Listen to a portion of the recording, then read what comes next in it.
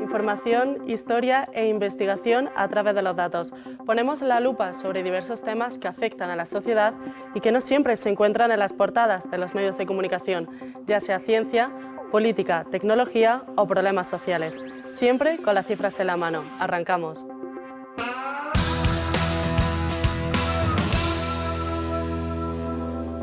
¿Les gustaría saber cuál es su coeficiente intelectual?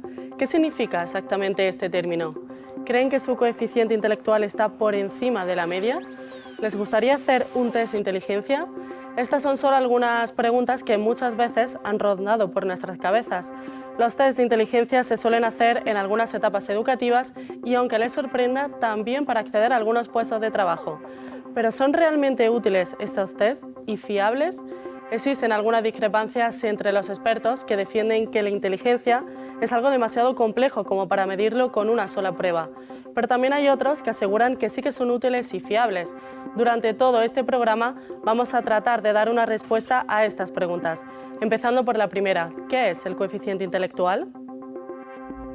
Los términos coeficiente intelectual o test de inteligencia son muy conocidos por todo el mundo, aunque muy pocos saben qué es exactamente el coeficiente intelectual y qué se mide cuando hacemos ese tipo de test. El coeficiente intelectual es una cifra con la que medimos la inteligencia de cada persona. Para conocerla se realizan una serie de pruebas en las que se mide dos cosas. Por un lado, la edad mental y por otro, la edad cronológica. Para medir el coeficiente intelectual se suelen plantear una serie de pruebas.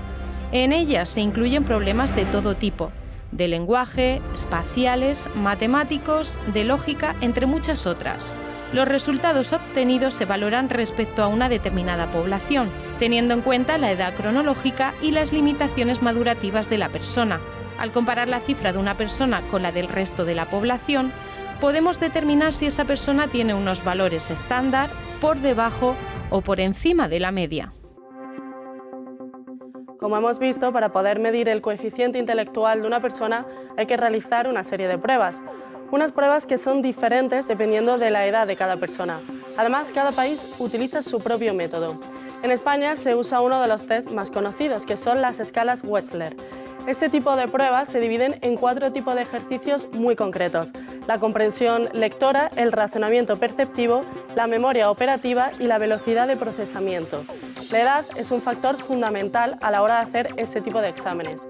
Por eso, este método a su vez se divide en dos, uno más enfocado para adultos y otro para niños. Pero es importante recalcar que las características de las pruebas son todas muy similares. Como en todo, también hay factores que influyen en el coeficiente intelectual. Existen numerosos estudios que así lo demuestran y que apuntan a varios factores, pero sobre todo hay dos que influyen de manera determinante: la genética y el paso del tiempo. Está comprobado que durante los primeros años de vida tener una buena genética con respecto a la inteligencia no influye en exceso. En niños de poca edad, la diferencia del nivel intelectual entre unos y otros suele ser muy poca. Sin embargo, a partir de los 6 años de edad, la diferencia entre ellos aumenta hasta un 20%. Con respecto al componente genético pasa algo más o menos parecido. Cuando somos niños, la genética no es un factor que influye. Pero conforme una persona crece, la herencia genética, es decir, el coeficiente de los antecesores, hace que una persona destaque o no por su inteligencia. En la edad adulta, los genes responsables son del 80% de los rasgos característicos de una persona y, en consecuencia, de su inteligencia.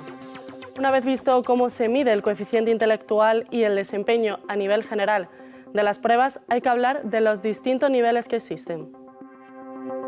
Los test de coeficiente intelectual suelen medir, como su propio nombre indica, el coeficiente en una escala numérica, que suele ir del 0 al 200, e incluso por encima de esos niveles. De esta forma se obtienen los siguientes niveles. Si una persona obtiene una puntuación de entre 0 y 4, se considera que tiene capacidad cognitiva nula. Son los denominados niños salvajes, ya que no saben leer, ni escribir, ni comunicarse con los demás. Entre 5 y 19 la capacidad que una persona tiene es denominada cognitiva profunda, presente en personas con enfermedades neurológicas identificables. De 20 a 34 se encuentra la capacidad cognitiva grave, en la que una persona presenta una discapacidad intelectual.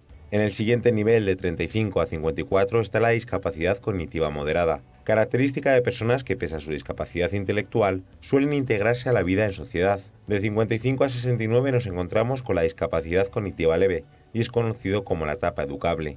La siguiente capacidad es la de la inteligencia límite, con niveles entre 70 y 84. Muchos de los niños que presentan este nivel fracasan en el colegio. Por debajo de la media nos encontramos con el nivel de entre 85 y 99, y es característica de personas que no suelen tener problemas para integrarse en la sociedad. En el nivel 100 nos encontramos con la media intelectual establecida, es decir, donde está el gran porcentaje de la población. Por encima de 100 hasta el nivel 114, el coeficiente de una persona está considerado por encima de la media, aunque no son considerados superdotados. Entre 115 y 129 nos encontramos con aquellos que tienen una inteligencia brillante, pero no es hasta el siguiente nivel, entre 130 y 139, cuando nos encontramos con los superdotados. Y por encima de ellos, aunque cueste creerlo, también hay más niveles. Las personas cuyo nivel oscila entre 180 y 200 tienen una inteligencia profunda. Son personas con unos valores demasiado altos, por lo que es muy raro encontrar a esta clase de personas.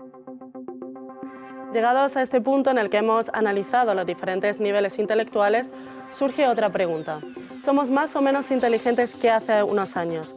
Hay estudios que aseguran que las nuevas generaciones tienen un coeficiente intelectual menor que sus antecesores, pero existen otros que indican totalmente lo contrario. Un ejemplo de ello es el denominado como efecto Flynn. Recibe este nombre por James Flynn, un psicólogo que empezó a investigar y recabar datos e información. Él llegó a la conclusión de que la inteligencia de las personas depende de la genética y los factores ambientales. Durante la investigación llegó a la deducción de que el índice considerado promedio ha ido aumentando casi 3 puntos por década en los últimos años. ¿Y esto qué significa? Que en cada nueva generación aumenta la inteligencia humana, lo que supone un gran salto en la evolución.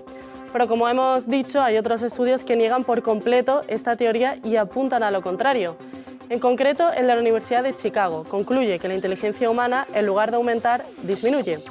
Dicho informe además se enfoca en varios problemas: la lógica, el vocabulario, las matemáticas o la resolución de problemas. Estos puntos son en los que las personas más flaquean. Pero este estudio pone el foco en varios problemas, todos ellos relacionados con los más jóvenes. Tal y como ha quedado demostrado, en Europa, 4 de cada 10 personas sufre un trastorno neuropsiquiátrico. Y en España esta alarma crece todavía más al conocer que lideramos el consumo de benzodiazepinas en todo el mundo. Esto conlleva que las nuevas generaciones sean a día de hoy el eslabón más débil en la involución intelectual. El origen del problema, muchos apuntan a la mala alimentación, dicen que cada vez es peor, los sistemas electorales caducos, pero sin duda el principal problema de que el coeficiente intelectual disminuye en cada generación es el abuso que se hace en las redes sociales. Para analizar más a fondo este tema hemos querido hablar con el psicólogo y exdefensor del menor Javier Urra. ¿El cociente intelectual es muy importante? Sí. ¿Para jugar al baloncesto es importante ser alto? Sí. ¿Necesariamente? No. Ahora bien, ¿es garantía el cociente intelectual de éxito? No. Hay gente con un cociente intelectual muy bueno y sin embargo tiene incapacidad social. Por lo tanto, la inteligencia tiene que ser social, inteligencia general, inteligencia para saber llevar la vida en los propios brazos. ¿Cociente intelectual necesario? Sí. ¿Suficiente? No. Se nace con un potencial intelectual que se desarrolla o no con la sociabilidad y con la cultura. Pero estos no son solo los únicos factores que influyen en el coeficiente intelectual. Aunque sorprenda, tenemos que hablar ahora del tipo de familia. Y es que tener o no hermanos también afecta en este tema. Se han revisado más de 100 estudios en los que se ha comparado el coeficiente de personas nacidas con hermanos y con hijos únicos. Y son precisamente este último caso, el de las personas sin hermanos, los que han registrado un mayor coeficiente. Sin embargo, no todo es positivo porque estas características suelen ir disminuyendo con la edad. Detrás de ellos, en lo que a resultados académicos se refiere, destacan los hijos primogénitos y los que solo han tenido un hermano pequeño. Dentro del factor del tipo de familia también influye las posibilidades económicas de cada una o el reparto de tareas entre los hijos. Llegados a este punto, se preguntarán quiénes son las personas con el coeficiente intelectual más alto del mundo. Muchos estudios y expertos indican que valorar la inteligencia de una persona es una cosa muy subjetiva. Quien a algunos les parece muy inteligente una persona, a otros puede que no tanto. Sin embargo, existen rankings de las personas con el coeficiente intelectual más alto. Y ese ranking lo lidera Kim Ang-yang. Según el libro Guinness de los Récords, posee un coeficiente intelectual de 210 puntos. Es un hombre surcoreano de 62 años que empezó a hablar con fluidez a los 6 meses. Fue capaz de leer japonés, coreano, alemán e inglés a los 3 años y con solo 4 ya resolvía integrales y problemas matemáticos. Actualmente es ingeniero civil y físico nuclear. Por otro lado se encuentra Rick Rosner, un hombre estadounidense de 64 años que cuenta con un 192 de coeficiente intelectual. A diferencia del anterior, Rosner prefirió dedicarse al mundo de los realities, siendo el productor e incluso concursante de alguno de ellos. Otro de los hombres vivos más inteligentes es Garry Kasparov, con un coeficiente de 190 puntos. Actualmente es escritor y político ruso, además de un gran ajedrecista, siendo campeón del mundo durante casi 10 años consecutivos. Por último, nos encontramos con James Good, con 180 de coeficiente intelectual. Es un actor estadounidense de 77 años, ganador de 3 premios Emmy y nominado 2 veces a los premios Oscars. Estos 4 hombres son una excepción, ya que están dentro del 0,5% de la población mundial, con más de 140 de coeficiente intelectual. Como hemos ido analizando durante todo el programa, medir el coeficiente intelectual no es tan fácil como parece. Al igual que tampoco lo es estar dentro de los denominados como superdotados. Y es que ni siquiera el 1% de la población tiene un elevado número de coeficiente intelectual. Pero si hay algo con lo que me gustaría que se quedasen es que tener más o menos coeficiente intelectual no te hace más o menos inteligente. Ni siquiera puede garantizar un éxito en la vida. El esfuerzo y la constancia son la clave de todo. Nosotros seguiremos analizando estos datos y muchos más en otro programa. Recordad, mirar siempre con lupa cualquier cifra o problema social, porque muchas veces los datos reflejan una realidad silenciada. Nos vemos en otro programa de La Lupa.